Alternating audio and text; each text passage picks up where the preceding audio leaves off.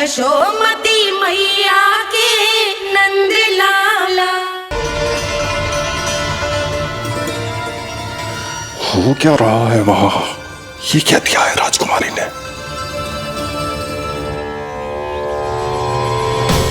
गुरुदेव, शीघ्र ही कोई मुहूर्त बता दे तो बड़ी कृपा होगी। नंद महाराज, अब क्या नामकरण का मुहूर्त भी मुहूर्त निकाल के बताओगे आप? हैं? क्रोधित क्यों हो रही हो यशोदा? बताता हूँ, धैर्य धरो। हाथ मुंह धो लिया, जल पी लिया, विश्राम कर लिया, अब कितनी प्रतीक्षा करवाओगे? हैं? मैं सब समझ रही हूँ, आप जानबूझ के मुझे सताने के लिए ना बता रहे। मैया कितनी भोली है बाबा, आप क्यों सता रहे हो उन्हें? बस बस बस, इतना भावुक होने की आवश्यकता ना है। बता तो, पंडित जी ने बताया है एक बहुत ही शुभ मुहूर्त आने वाले सप्ताह में ये है। और जानती हो जिस शुभ मुहूर्त किस दिन पड़ेगा? जिस दिन हमारा लल्ला पूरे 100 दिन का हो जाएगा। इससे अच्छा मुहूर्त तो हो ही नहीं सकता। धन्यवाद गुरुदेव।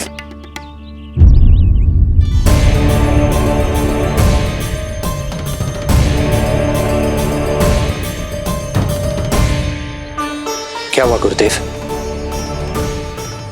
कुछ समस्या है क्या? जो सत्य सारे संसार को पता है और जो संकेत ये कुंडली दे रही है, दोनों में विरोधाभास है राजन।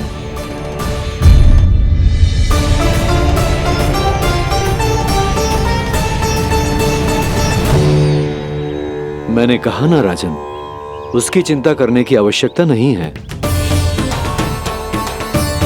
ये कुंडली मुझसे कह रही है कि आपके भाग्य में केवल पुत्र थे। आपके भाग्य में केवल पुत्र थे, तो पुत्री कैसे हुई?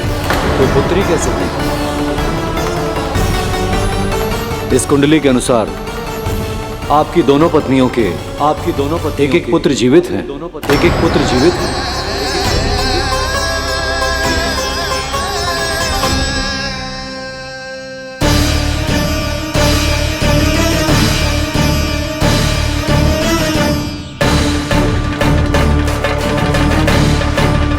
देवकी, गुरुदेव मैं कुछ कैसे? कहने की आवश्यकता नहीं है राजन, मैं जानता हूं मेरे प्रश्नों के उत्तर कहां मिलेंगे। अरे कौन से प्रश्न और कैसे उत्तर? किस बारे में बात कर रहे हैं? ये लोग जो भी बात कर रहे हैं वो मुझे सुनाई क्यों नहीं थी? सही समय की प्रतीक्षा कीजिए राजन, आपके दोनों कार्य पूर्ण होंगे।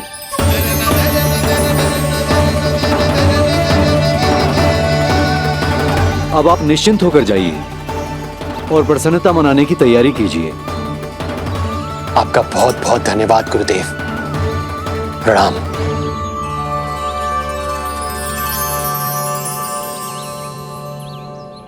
सच्ची? पहले नारायण को धन्यवाद दूं कि लल्ला को सूचना दूं? कुछ समझ में ना आ रहा। लल्ला मैं अभी आया।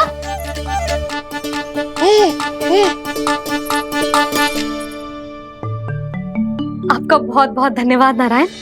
अब शीघ्र ही मेरे लल्ला और उसके दाऊ को उनके नाम मिल जाएंगे, वो नाम जिससे वे पूरे संसार में पहचाने जाएंगे।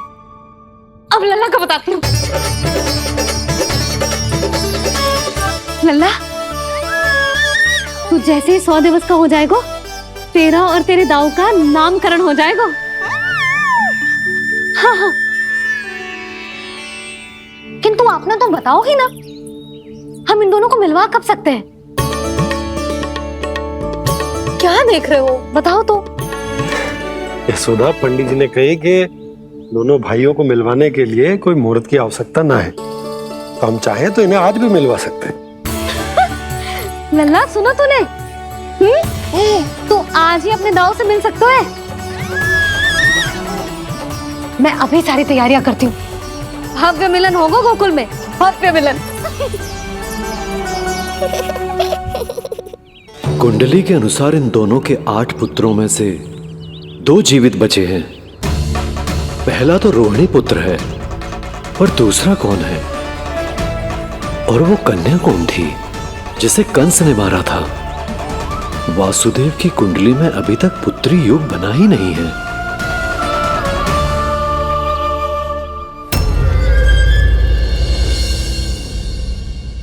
तू मुझको क्या मारेगा? अपनी आयु संभाल। काल तेरा अवतरित हुआ, रूप है उसका बाल।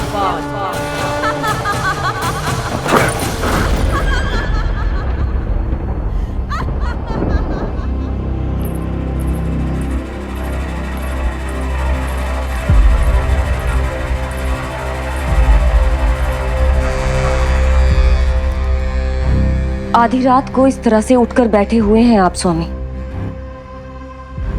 मैं ये तो नहीं जानती कि किस बुरे स्वप्न ने आपकी नींद छीन ली है, परंतु इतना अवश्य जानती हूं कि जो सूचना ये गुप्तचर लेकर आया है, इसे सुनकर आप रात भर सो नहीं पाएंगे।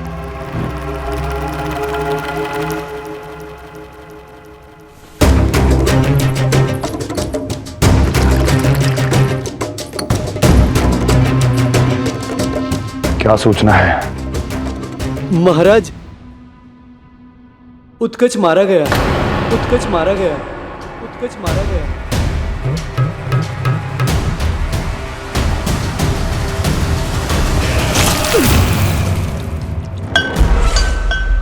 सूद वूद खो गए हो क्या अपनी? जो दिखता ही नहीं उसे मारा कैसे जा सकता है? इसने स्वयं देखा था महाराज। जिस शकट में समाकर शक्तासुर उस बालक को कुचलने वाला था, आपके शत्रु ने उसी शकट को चकनाचूर कर दिया।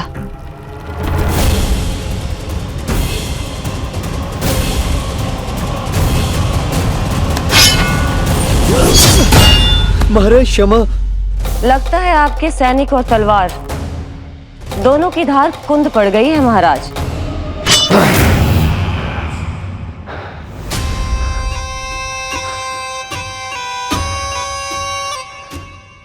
इस तलवार की धार पर अब तभी विश्वास दृढ़ होगा जब ये उस बालक के रक्त से स्नान कर लेगी।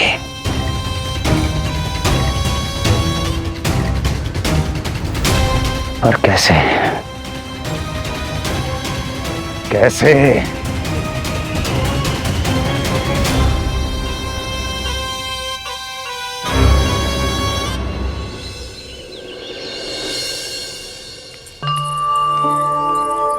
कैसी लगी तुझे दाऊ से मिलने की तैयारी?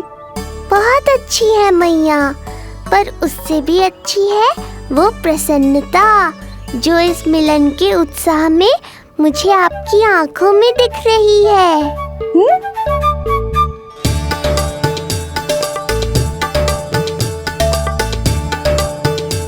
यशोदा, तुमने तो दो भाइयों के मिलन को भी त्योहार बना दिया।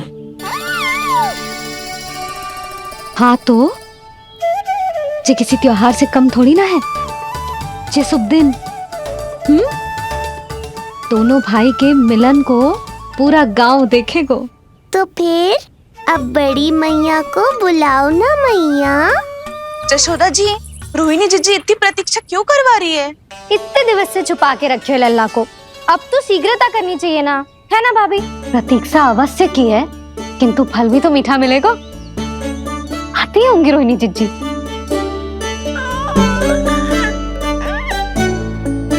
जीजी, कहीं उन्होंने अपना विचार तो ना बदल दियो?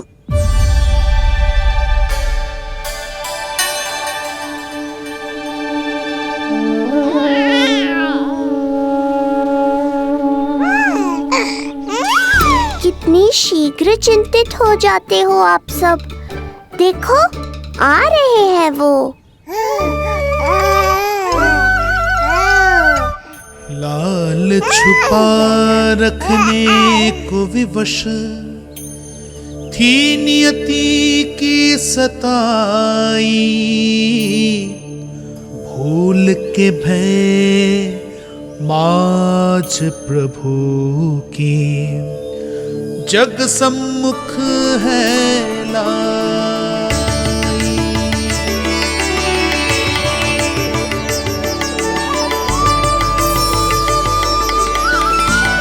देखो तो कितनी मधुर मुस्कान है। और आंखें कैसी गंभीर और गहरी है। अरे अरे, ये तो हमारी नीलमणि की तरह सुंदर भी है। सही कह रही है तू, और कितना प्यारा भी है। और कितना पलसानी भी लग रहा है ये, है ना? तो देखो इसके। हाँ बिल्कुल लाल लाल टमाटर की तरह। देखो तो दाऊ आए नहीं कि ये सब की सब मुझे भूल ही गई। अरे हटो सामने से, मुझे भी तो देखने दो।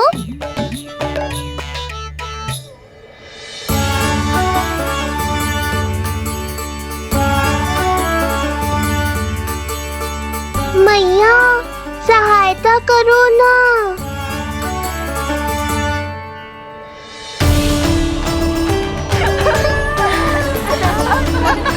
चलो हटो सब, हटो हटो हटो, हटो सामने से। चलो दोनों भाइयों को एक दूसरे से मिलने तो दो।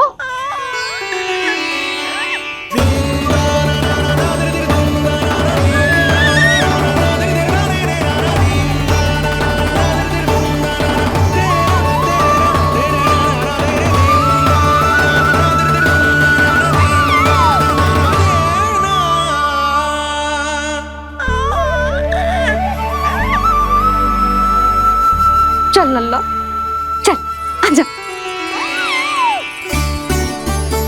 देख लल्ला, आ गए जे तेरे भैया, तेरा दाऊ।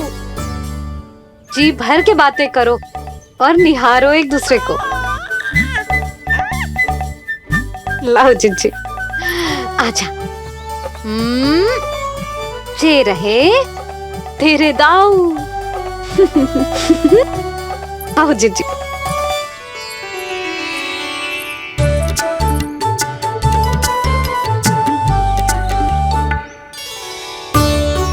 स्वागत है दाऊ। कितनी प्रतीक्षा के बाद अब जाकर आपसे भेंट हुई है।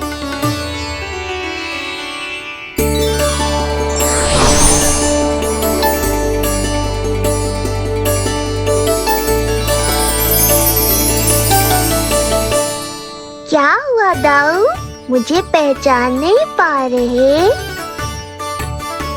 कितनी देर लगाओगे दाऊ? अब तो पहचान लो, छोटा भाई हूँ आपका।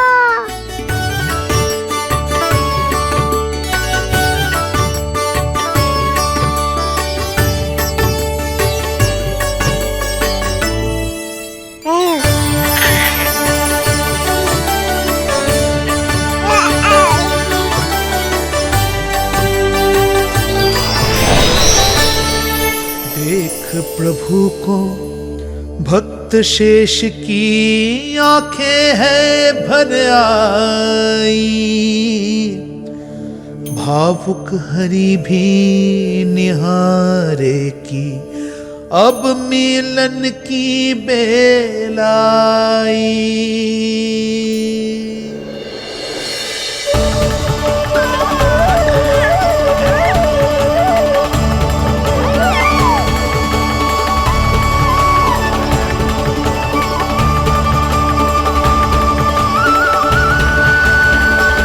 प्रभु, आपके दर्शन पाकर मैं धन्य हो गया।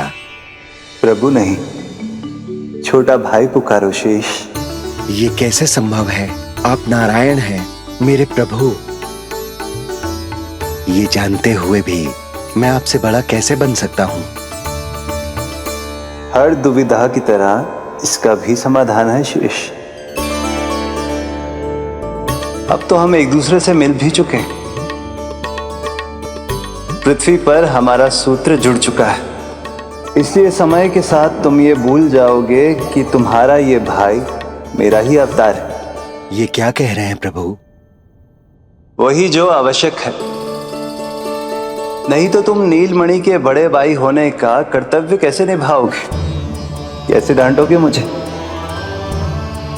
और बड़े होने के नाते मुझ पर अधिकार कैसे दिखाओगे?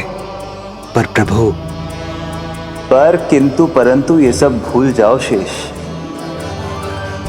आज से इसी क्षण से मैं हूं तुम्हारा छोटा भाई और तुम मेरे ताऊ।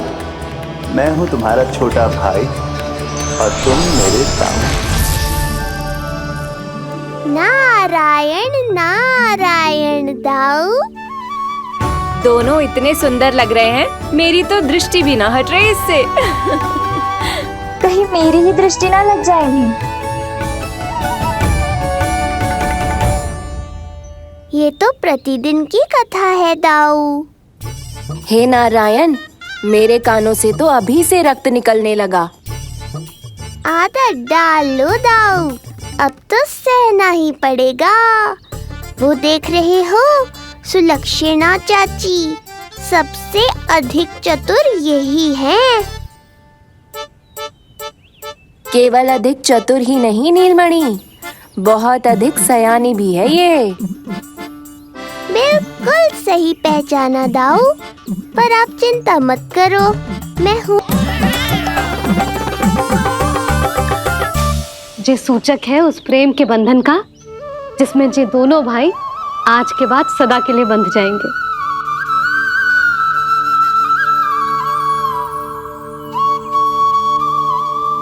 मुझसे भूल हो गई यशोदा, मैंने इन दोनों को पहले ही मिलवा देना चाहिए था।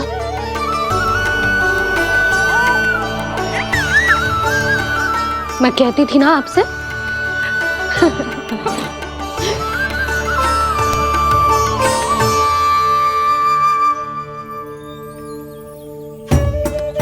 आई मैं।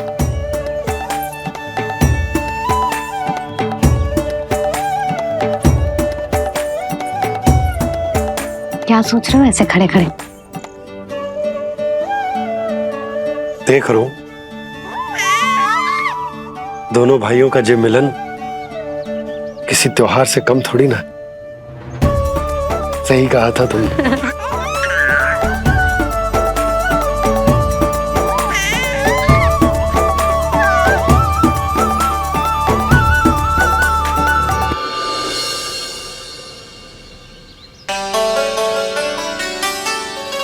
सुना ना तूने जो गोपियां क्या कह रही थी कि नीलमणि का दाऊ कितना बलशाली है। इसका तो यही अर्थ हुआ ना कि नीलमणि अपने दाऊ जितना बलशाली ना है। अब समझा मैया कि आज मुझसे इतना व्यायाम क्यों करवाया जा रहा है। पर मुझे पता है मेरा नीलमणि सबसे अधिक बलशाली है। हाँ। उज्जवल ने कही थी ना, नीलमणि ने यूं उड़ा दिया था काले कौवे को मथुरा की ओर। और उज्जवल ने तो ये भी कही थी कि नीलमणि ने अपने पांव से सकट पे प्रहार भी किया था। कैसे किया था प्रहार? ऐसे किया था। लग गई मैया को। कैसे किया था? फिर से बता कैसे किया था?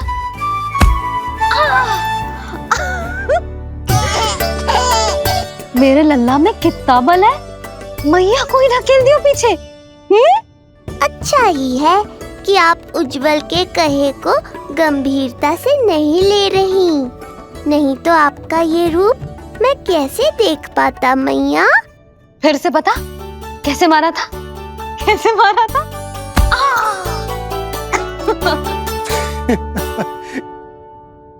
लल्ला तू बड़े के जैसे कब से हंसने लगो? तो है,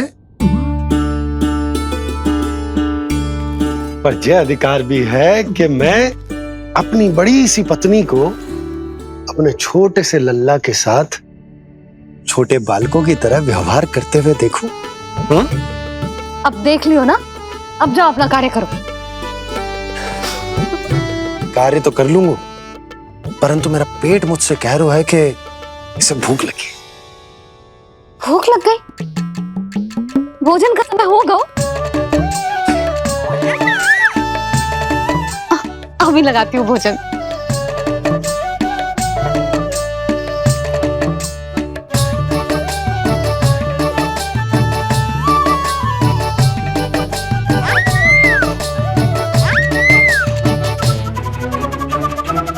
क्या हुआ लल्ला, इतना उतावला क्यों हो रहा है तू? तुझे भी भूख लगी आई है क्या? सच्ची में भूख लगी आई है कि मंद मंद मुस्कुरा के मैया को बांधना चाहता है। तनिक रुक जा, तेरे बाबा को भोजन परोस के यूं गई और यूं आई। मेरा अच्छा लल्ला। आई।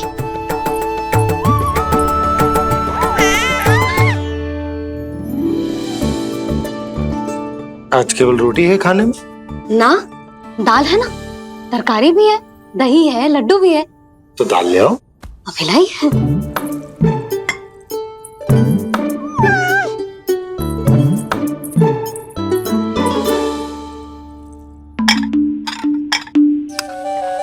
अवश्य भूख ही लगी होगी उसे। यशोदा, दही नहीं दाल। क्षमा करना, भूल हो गई।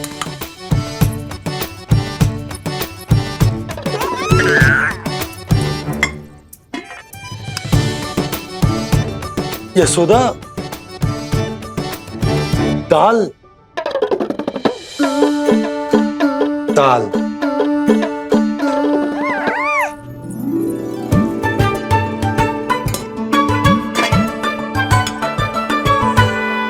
अब ऐसे क्या देख रहे हो? बोला ना भूल हो गई। सब मिला के खा लो, पेट में तो मिलना ही है। थोड़े चावल मिलेंगे? हाँ मिलेंगे, अवश्य मिलेंगे।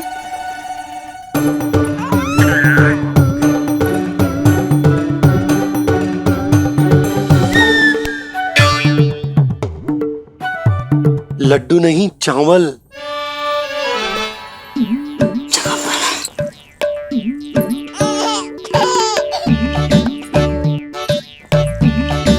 हंस क्या रहे हो जी?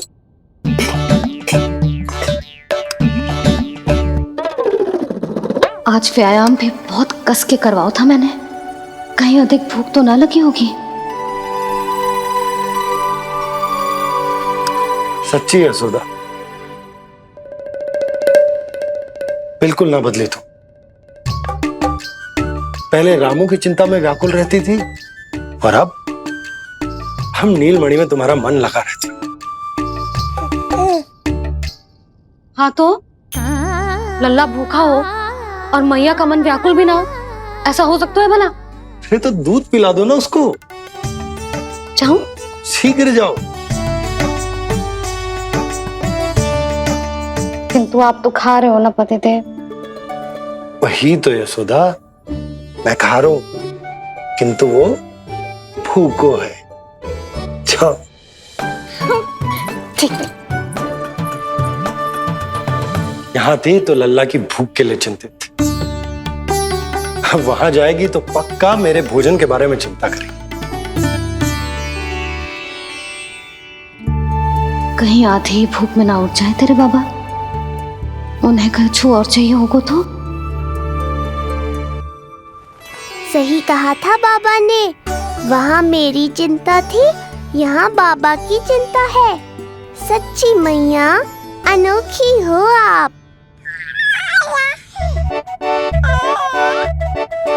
अरे इतने से पेट भर गया तेरा? ना, ये वाली मुस्कुराहट तो मत ही दिखा मुझे। इतनी शीघ्र तेरा पेट भर ही ना सकता। मैया जानती है अपने लल्ला की भूख।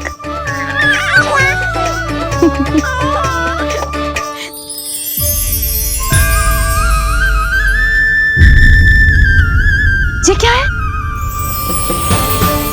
लल्ला, अब पता है इतनी जल्दी तेरा पेट भर ही ना सकता।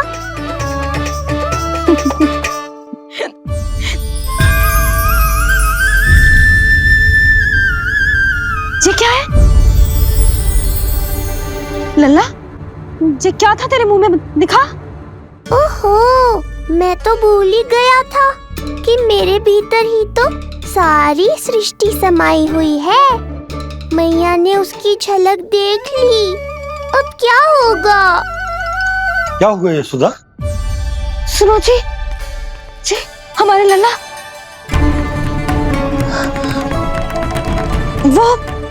वो इसके मुंह में। क्या? भूल जाओ ना मैया, कुछ नहीं था मेरे मुंह में। लल्ला, मुंह खोल के बाबा को दिखा। अरे क्या देख रही है उसके मुंह में?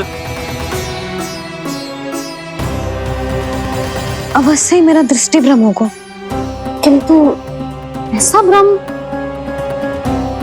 अरे बताओ ना यशोदा, या फिर मुहूर्त शीघ्र ना बताने की बात का प्रतिशोध ले रही हो तुम? ना ना, ऐसी बात ना है। तो फिर बताओ ना क्या बात है? हा? मैंने लल्ला के मुंह में कुछ देखो। क्या देखो? अब फंस गया मैं। मैया बाबा को सब कुछ बता देंगी और राय का पहाड़ बन जाएगा। फिर कैसे संभालूंगा इन दोनों को? ऐसे लगो जैसे जैसे जैसे पूरा का पूरा ब्रह्मांड। ब्रह्मांड लल्ला के मुंह में? अच्छा, तुम मेरा मुंह देखो। हाँ।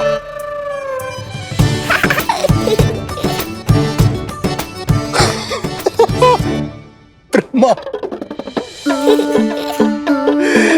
यशोदा, मुझे पता था आप मेरा उपहास उड़ाओगे। अरे नहीं, तुम देखो तो सही।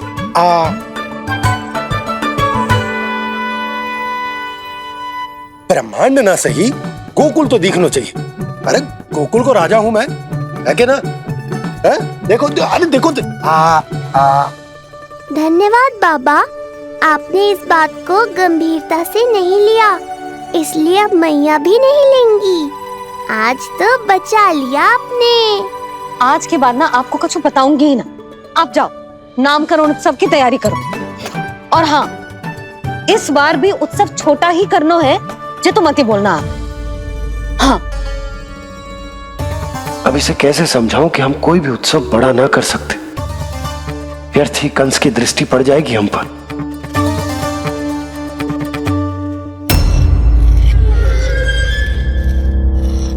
लगता है आपके सैनिक और तलवार दोनों की धार कुंद पड़ गई है महाराज। महाराज, मुझे भय था कि कहीं ऋषि गर्ग मुझे श्राप ना दे दे।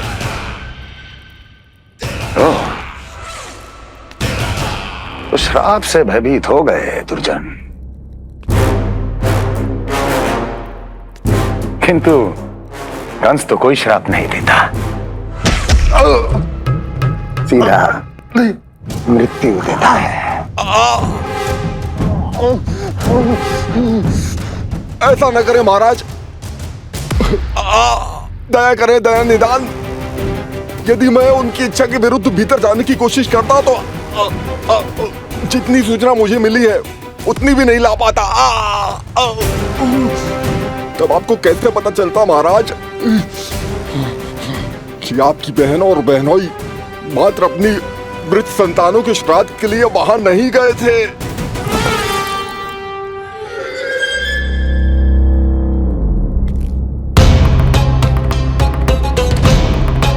आगे बोलो। पूरी तरह तो नहीं सुन पाया महाराज, किंतु मैंने स्वयं अपने नेत्रों से देखा है महाराज। राजकुमारी देवकी ने ऋषि गर्ग के हाथ में कुछ दिया था। ये सत्य है महाराज, और ऋषि गर्ग ने उन दोनों को वचन भी दिया था। सही समय की प्रतीक्षा कीजिए राजन, आपके दोनों कार्य पूर्ण होंगे। महाराज, मैं आपका सबसे विश्वसनीय सेवक हूं। आपके हर आदेश का पालन करना मेरा अधिकार है, और मैंने अपने अधिकारों का पालन किया भी है महाराज। किंतु फिर भी यदि मेरी ओर से कोई भूल हुई हो, मुझे क्षमा करे दया निदान, मुझे क्षमा करे। इसका अर्थ है कि उत्कच सही कह रहा था। वो दोनों अवश्य ही कोई ना कोई षड्यंत्र रच रहे हैं मेरे विरुद्ध। समय आ गया है, अब मुझे किसी ऐसे की खोज करनी होगी जो उतना ही शक्तिशाली हो जितनी की मेरी ये तलवार।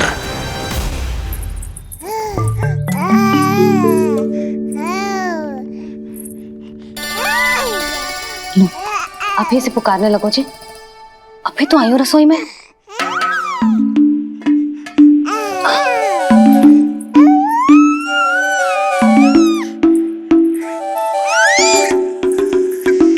शीघ्र ही तुझे भी अपने बाबा का हाथ बटाना पड़ेगा, समझ रहे हो ना? बटाएगा ना हाथ? अभी जो 100 दिन का भी ना हो और जिस नन्हे से बालक को काम काज का भार सौंपने की बात करने लगे। काम का नाम सुनते ही मुख से स्वर ना निकल रहे तेरे। अभी तो बड़ा ऊ कर रहा था। बता, हाथ बटाएगो के ना? अरे बता ना।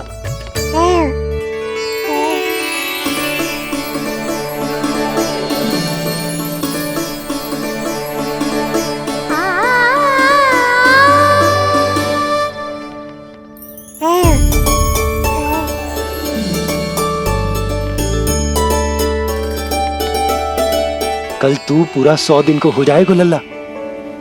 पंडित जी आएंगे, तुझे नया नाम मिलेगा। देखो तो मन में तो इनके भी कितना उत्साह भरो है, बस दृष्टि में मैं ही आती हूँ। और कल तुझे वो नाम मिलेगा लल्ला जिससे पूरा संसार तुझे पहचानेगा।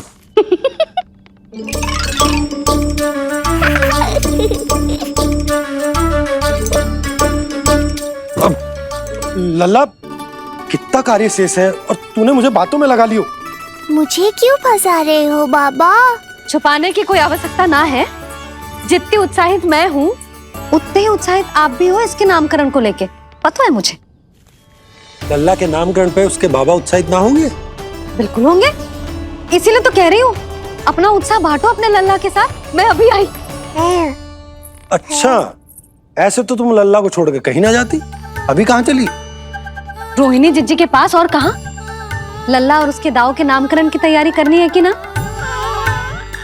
कितने लोगों को आमंत्रित करना है, कितने प्रकार की मिठाइयां बनानी है, ढोल वाले को कितने बजे का समय देना है, ये सब सुनिश्चित करना है ना, ताकि जे उत्सव गोकुल का सबसे बड़ा उत्सव हो। अरे सूची देनी है जिज्जी को।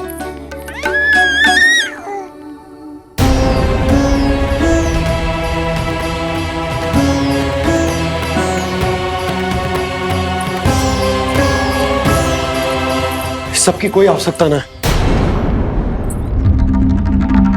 आवश्यकता ना है मतलब?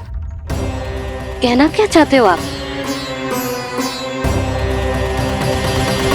मैं ये कहना चाहता हूं कि यशोदा, सत्य तो ये है कि हमें दुख में ना अत्यधिक दुखी होना चाहिए और ना सुख में अत्यधिक उत्साहित। प्रसन्नता कितनी भी क्यों ना, हमें उत्सव संयम से ही मनाना चाहिए। इतने वर्ष संयम ही तो रखा था ना नंद जी। ये समय संयम का ना आनंद से बावले हो जाने का है। यशोदा, हम आयोजन छोटा ही करेंगे। मैं कुछ सोच समझ कर ही तो कह रहा हूँ। पर क्यों? मुझे भी तो समझाओ। हर बात समझाने की ना होती यशोदा। अच्छा, पति पत्नी में भेद हो तो है? ठीक, मैं कोई भेद ना रखूं। जो भी अब तक मैंने तुम्हें ना बताया है वो सब बताऊं। ओहो, क्या कर रहे हो बाबा? कंस के बारे में कुछ बता मत देना मैया को। वो मंगला है ना, उसने आज शाम को ही बछड़ा दियो और भाद्रपद का मास लगभग बीतने को ही है, तो धीरे धीरे शरद ऋतु आ जाएगी, दूध की हानि भी कम हो जाएगी। हा? और वो सरजू है ना, उसको बैद जी ने पूरे पखवाड़े का विश्राम के लिए कहा है। क्यों? क्योंकि वो ठाट से गिर गए थे और गिरते समय उसे भीतरी चोट लग गई थी। अरे बस बस बस, ये सब मुझे क्यों बता रहे हो? इसका नामकरण से क्या संबंध? तुम्ही ने तो कही ना कि पति पत्नी के बीच में कोई भेद ना होता, तो मुझे जो भी बात पता है मैं तुम्हें बताऊंगा।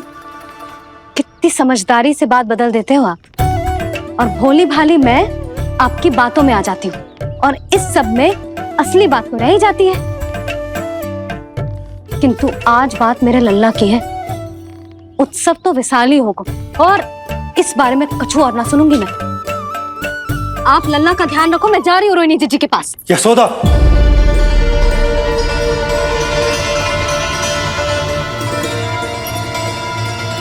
बात केवल सुनने की ही ना होती, उसे समझना भी पड़ता है।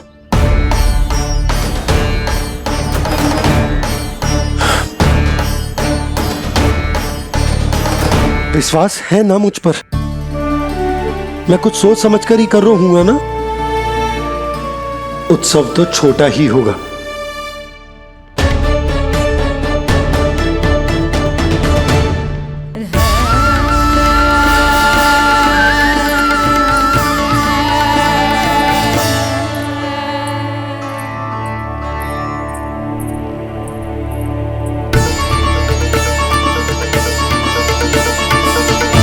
क्षमा करना लल्ला, तेरी मैया को डांटना पड़ गया।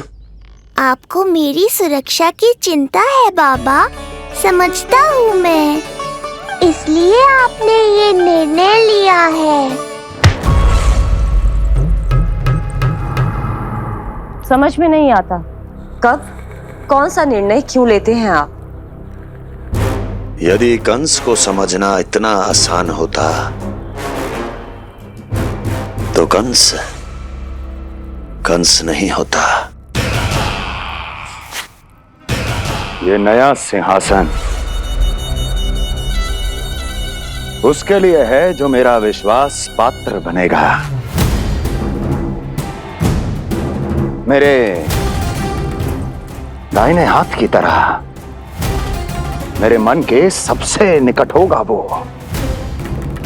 मंत्री परिषद में विशेष स्थान की प्राप्ति होगी। मेरे बाद पूरे राज्य के लिए उसी का वचन होगा। शासन। किंतु ये अधिकार केवल उसे प्राप्त होगा जो मेरी परीक्षा में उत्तीर्ण होगा। मेरा सबसे महत्वपूर्ण कार्य करेगा वो। इसलिए जाओ, कह दो सभी बाहुबलियों को, महाबलियों को, दैत्यों को, दानवों को, प्रेतों को, पिशाचों को, सभी को यह सूचना दे दो ना ना ना ना, सूचना नहीं, चुनौती दो कि यदि साहस है तो आए, मेरी परीक्षा में उत्तीर्ण हो और इस सिंहासन पर बैठने का अधिकार प्राप्त कर ले। जाओ। और हां,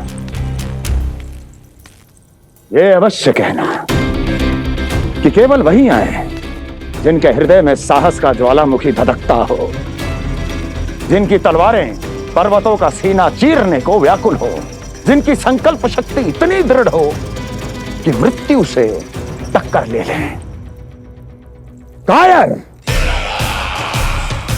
नहीं चाहिए मुझे। जाओ।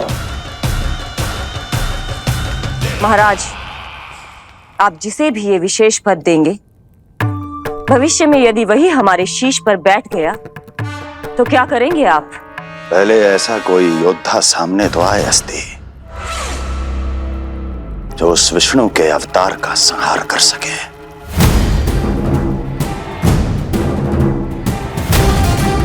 और जहां तक प्रश्न है हमारे शीश पर बैठने का,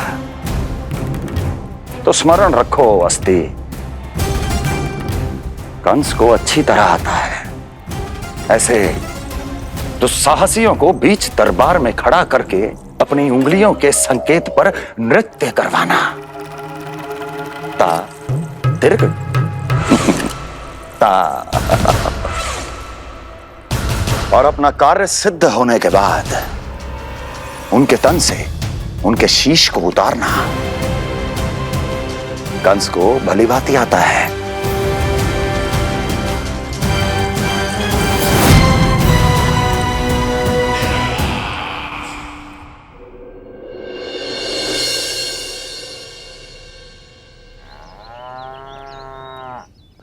पूरे 100 दिन का होगा हुआ तो लल्ला, कम से कम 100 व्यक्ति तो आने चाहिए थे ना तेरे और तेरे दाऊ के नामकरण में। हाँ, अब तुम मुस्कुरा क्या रहो है? तू ही बता, जे भवन देख के लग रहा है कि यहाँ कोई उत्सव है? बिना अतिथियों के कैसा उत्सव और कैसा आनंद, तू ही बता। पर मैं करूं भी तो क्या? पता है लल्ला, मुझे तो लग रहा है तेरे बाबा ना कंजूस होगा मैं। नहीं तो भला और क्या समस्या हो सकती है उन्हें बड़े आयोजन से? अरे गोकुल के राजा का लल्ला है तू, राजकुमार। यदि तेरा आयोजन बड़ा ना होगो तो भला किसका होगो?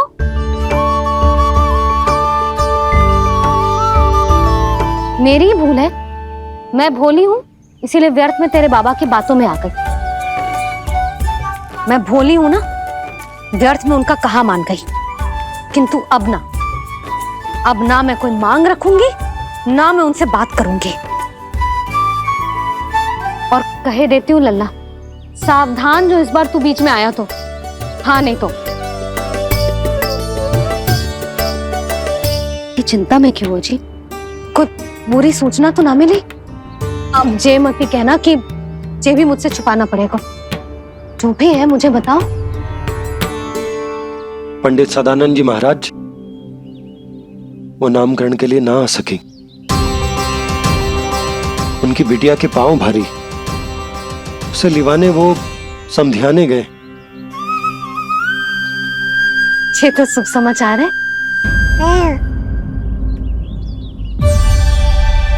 किंतु मेरे लल्ला का नामकरण अब वो सही मुहूर्त पे कैसे होगा? वही तो समझ ना आ रहा। ऐसे मन छोटा करने की आवश्यकता नहीं है मैया बाबा। आप दोनों तो स्वागत की तैयारी करो, आ रहे हैं वो।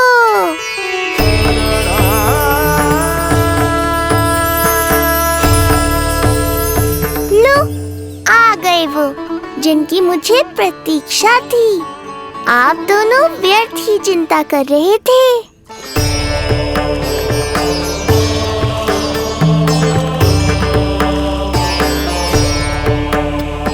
अब कौन करेगा मेरे लल्ला का नामकरण? ऋषि गर्ग, नंदराज, रानी भाभी, महान ऋषि गर्ग हमारे गांव में पधारे हैं।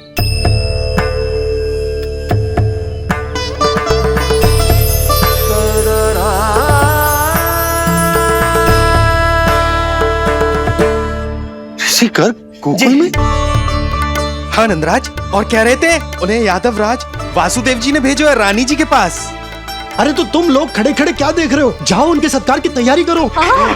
जी यशोदा, उनके स्वागत की तैयारी करो। सुनो जी, वो तो यादवों के कुलगुरु है ना, रोहिणी जीजी के यहाँ आए हैं, हमारे यहाँ आएंगे। आप देखती जाओ मैया, वो सीधे हमारे घर ही आएंगे।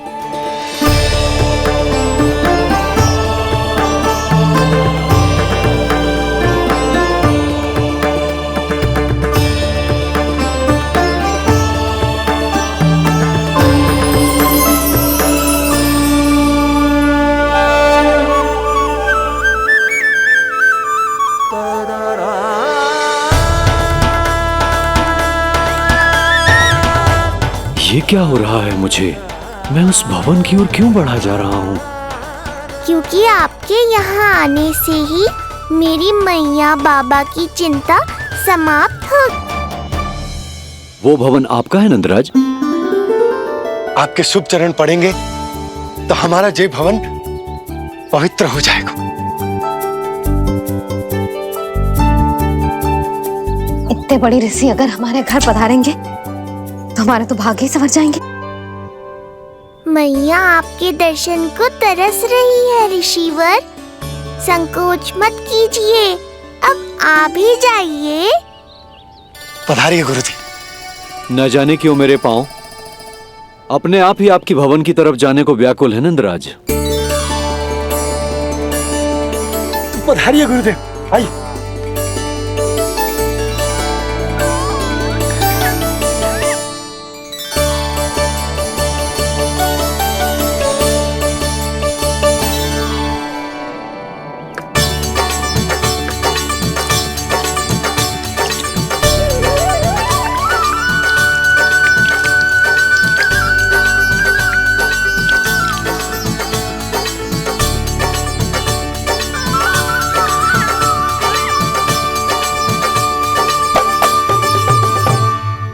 कल्याण हो। पधारिए।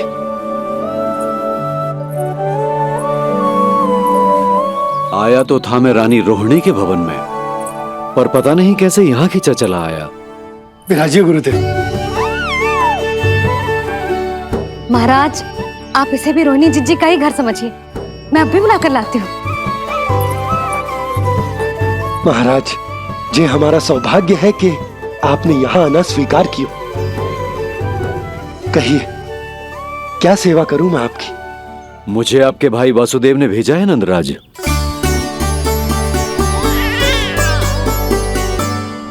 प्रणाम गुरुदेव। स्वामी जी ने आपसे इतनी दूर आने का आग्रह किया है, अवश्य ही कोई बड़ा कारण होगा।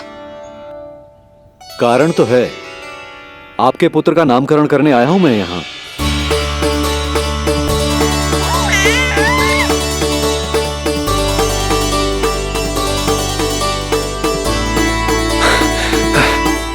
ऋषिवर, तब तो आप अत्यंत ही शुभ दिन पधारे।